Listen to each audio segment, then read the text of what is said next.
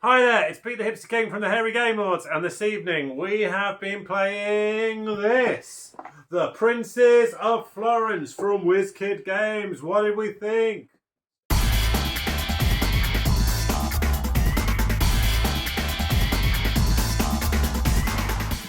So, the Princes of Florence, this is a remake with a bit of an update in it. They've added in a solo set of rules and also an additional little mini expansion that plays between the sort of two key sections of the game. Disclaimer, we didn't play that, so we're just doing the base game this evening. We've played a 4-player game of this 1 to 5-player game. So what is the Princes of Florence?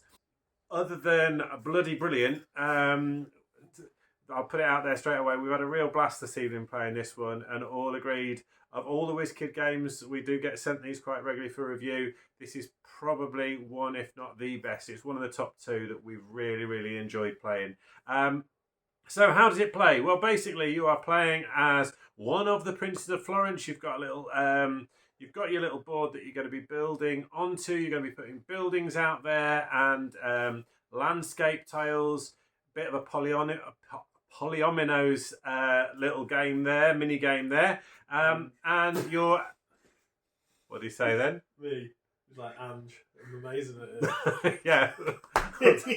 Check out Angie's amazing piece of work, allowing him to build nothing but in the last 2 or 3 rounds. So first part of there are 7 rounds, and in each round it basically plays exactly the same way. It's split into 2 sections. First section is the bidding section. So you're going to be going after getting jesters. Jesters are really important in terms of scoring your works of art, and you need to get minimum scores on your works of art. So jesters just give you a free 2 points towards scoring that work of art, which towards the end of the game, and for Dave, was really valuable because he went big on getting jesters. You don't just have to pick up jesters though. You could pick up builders. Builders make the cost of building cheaper. James went after getting the builders. So you can get first builder cuts the price of a building by 400. Second builder, really important this, Ange could have done with this, would allow you to build buildings adjacently. Ange ran out of space because of his placement and could really have done with being able to put that final building in next to another one. But unfortunately only had 1 builder. Third builder allows you to build for free. So if you can get 3 builders, but obviously the other people are trying to prevent you from winning those bids. You can build landscape. Now landscape stuff is important because A, your buildings can touch the landscape, so it can be used to divide up your space really nicely. And secondly, each of the different kind of people who are going to create works of art, I guess, they're artists, or I'm not sure, they're sort of professions. Each of the professions, it's a bit like a sort of contract fulfillment game because you have to gain a set number of points, and those points come from having the right kind of landscape that builder wants, having a freedom that you can buy in the second part of the game that they want, having a building that they want, and then it's all about the number of cards you've got. That all adds together to get you a number of points. Those points convert into cash as you sell your work of art, and that cash is then used to bid on next game. The other thing that you can do is you can spend some of the cash that you gain from your work of art to buy points, victory points. So section 1 is bidding. We had a hell of a lot of fun in bidding. You can also bid on 2 different types of cards. First type of card is prestige. That's just end game scoring opportunities to get points right at the end of the game. The second one is a card that allows you to swap out somebody else's professional card that they've played for one of these cards. So it's like, the good news is it's not take that, it is just a copy. You basically take the card and replace it with that. They lose nothing, but you gain that card. And so what I did was had a good look around the board and could see what other people had got in terms of their buildings and their artists, and was able to maneuver myself and get 2 of those cards. And it was that allowed me to win the game, because I was able to take in the last turn, take 2 people's profession cards out, lay 2 works of art, and manage to get enough points from selling the funds that I'd got to buy victory points. So that's section A, is all the bidding. Section B, you're going to be buying buildings. You're allowed to buy up to 2 buildings. You can take 1 profession, and you can take one of these Freedoms. These freedoms, remember, that's the freedom for creativity, freedom to write. I think you've got the freedom to travel, and you've got the freedom of religion is the other one. And those freedoms are things that your professionals want to produce better art. So having those is really important. There are bonus cards. These are brilliant because they're going to add points in to your works of art. So might be able to win you that work of art. If you win the best work of art, you're going to get 3 additional points. So that's kind of the overview of the rule of the game. 7 rounds with increasingly, you need to, the minimum price of a work of art goes up each round. So you've got to be building towards getting those points out towards the end of the game. Really, really enjoyed this game. It was nice and tight. Loved it. Lots of little bits going on. But for us, I think the bidding bit was just so much fun, trying to play in the minds of those around you, trying to, dummy bidding for stuff and all of that, but then sometimes ending up getting the thing that you weren't really wanting to get. Absolutely brilliant. Love this one. Slightly Beardy James. So this game is great. Love it. All right, I'm going to jump in on Ange's toes here. Jump.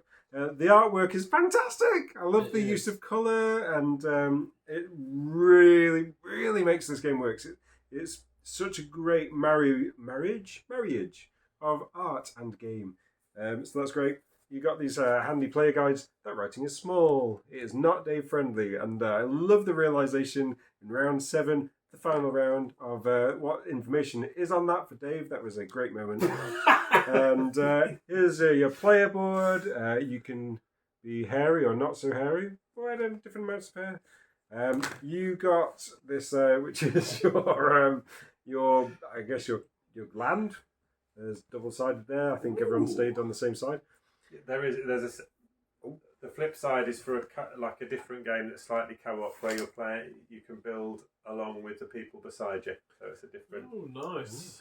But we didn't play that tonight. We played competitive, and boys, this game competitive. I think the biggest thing that stood out to me from this game is it is very tight. Oh my goodness, you can bid for one thing, and that's great. I love that. But when it comes to the actual kind of action bit, oh man, you can do 2 things. Now, the thing that you really want to do in this game is you want to do those kind of those projects, those creative projects. You want to get your kind of people working, get them making money for you, get them making points for you. And that costs you one of your actions. And oh my goodness, at the end of the game, and you've got the kind of all of these things you wish you could do, but only 2 actions to do it in. That is, quick maths, 14 actions in the entire game, which isn't that many. Right, so the other things that stood out to me is there's a lot of kind of this iconography and stuff like that. At the start of the game, just makes no sense. When we got it out, I was like, great, this is Baron Park. I like Baron Park, and then they told me, wait a second, this is a game that was made before Baron Park, but it's also been made after Baron Park. I like Baron Park. I'm better at Baron Park than this. But this one, it's just, love the way you are mostly managing kind of your timings. You're mostly managing kind of the synergies between cards and trying to kind of plan ahead. And it gives you so much scope for building a strategy. So my strategy, I went for kind of getting a builder in early. I was like, great, this guy's going to make his money back over the game. And yeah, I think he did. I was pretty flush with cash for the end of the game. And I built big. Every time you build a building, you get 3 points, which is great. But I just wasn't able to get those projects done to the same quality as everybody else. So when you fulfill a project, one of these kind of professional things, everybody puts down what kind of quality level that comes out at. So, for example, early game, we're probably getting, I don't know, maximum of 10 prestige points from a person. And that's important because that is your income, potential points, because you can convert it. But the person who creates the best project each time is going to get a bonus 3 points. And that really added up. All the way through the game, I was watching everybody else just making better stuff than me. and it was painful, and I came last because of it, but picked up some great end scoring cards, which was great as well. This game is, I think, a little bit kind of daunting at first because there's a lot of kind of, I don't know, bits to it, and there's the multi-stage thing, but actually it's really nice to play. And I think the longest part of the game was Dave's first go. Dave the Grey, I'm going to dispute what James said. The reason James came last is because he paid absolutely through the nose for all of his builders, which was really funny. I think the first turn, James paid like 1,100 florins for a builder. And then How much do you start off with at the beginning of the game? Out of 3,500, so yeah, a third of his money straight on a builder. I think his second builder cost him like 900. Yeah. Someone bought a builder for 400. Basically, James's builders are the kind of builders that come around to your house and go. Auction games either work really, really well or kind of fall flat on their face as everybody goes, I did one. I win. Ha ha ha. This was very much the former. And yeah, being able to put in a bid just to watch people suddenly go completely crazy, like James with his builder. We had an awful lot of fun with that side of the game. The end, 4 points away from beating Pete, end game scorer. And I didn't end game scorer. No end game scoring, Pete. To be honest, I was quite happy, and I beat James. But anyway, nice bit of tile laying for those of you that enjoy that kind of thing. Ange did not. Ange made a complete hash of his gardens. He was like catastrophe keel. Yeah. I think he managed to fit 3 buildings in like the entire garden. Went horribly wrong. Wrong. I did a bit of everything, and yeah, 4 points behind Pete. So on this kind of game, not normally my forte first time out, because I do my normal getting halfway through the game and going, oh, I understand it now, and then lose. So second place, I'm quite happy with that. Next time, and there will be a next time because we did have an absolute blast with this one. I just need to beat Pete. But 2 thumbs up, check it out. Bearded Lady here, and well, I feel like it's all been said. Artwork of, how is this guy? Check out his beard and tash. Amazing. Just the artwork on the cards there, beautiful, all the way through to the buildings and the landscapes. Nice buildings. Oh wow, look at this shape. Never built this one. Where would you put it? I wouldn't have been able to put it anywhere. So yes, despite, as you've heard from everybody, despite me being absolutely Billy Bertie Bobbins at fitting shapes into a very easy location, did I lose? No, I didn't. Good times. Did come third, a close third, but it was good. It was a really good game. We all really, really enjoyed this game. And yeah, I like the way there's just the bidding is fun, and the building, it's really tight. The whole kind of thing of, actually when you build a building, you get 3 victory points. And those victory points are precious. It's all down, to just very, very close, very, very tight. You really need those. So it's that whole thing of, right, am I building loads of buildings, or am I going to try and be the lead person in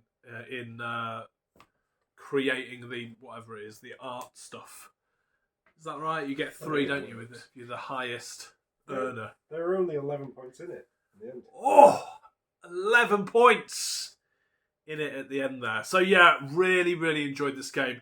It was entertaining throughout. There was no kind of, although yeah, Dave on that first go, he was like, for the bidding. This is the bidding stage. What am I going to bid for? Ooh, what am I going to go for? It's like, oh my word. What is this night going to be? Dave, just say a number. It did lead to James paying 1,100 florins for a builder. But the game picked up nice and quickly. Dave realised what he was doing, ish. And yeah, it's a great game. Everybody's kind of like in. There doesn't feel like there's massive downtime because you are looking through what you're going to do, what you're going to be looking at to get, and everything like that. Really, really nice game. Good job, WizKids, with this one. Really, really enjoyed it. Big thumbs up from this Hairy Game Lord and all Hairy Game Lords who played this evening.